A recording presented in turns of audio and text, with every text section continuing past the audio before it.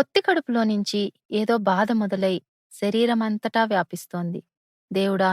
ఏమిటి నాకీ శిక్ష? నేనేం పాపం చేశానయ్యా? అమ్మ, నాన్న, తమ్ముడు ఉన్నట్లుండి గుర్తుకొచ్చేశారు. ఇల్లు గుర్తొచ్చింది. ఊరు గుర్తొచ్చింది. అమ్మమ్మ, నానమ్మ గుర్తొచ్చారు. అందరి మొహాలు కళ్ళ ముందు కదలాడుతూ ఉంటే ఇక నా వల్ల కావడం లేదు.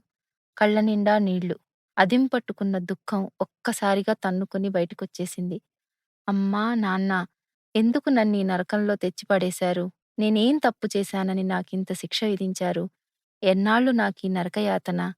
నాన్నా, ఇక్కడ నాకు ఎన్ని బాధలు, భయాలు, అవమానాలు ఉన్నాయో నీకు తెలుసా?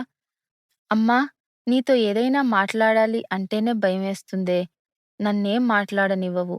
ఏరా బావున్నావా అని నువ్వడిగి చాలా రోజులవుతోందమ్మా. ఎప్పుడు నువ్వొచ్చినా, ఫోన్లో మాట్లాడినా నీ ధ్యాసంతా, నీ అక్కరంతా నా చదువు గురించే, మార్కుల గురించే.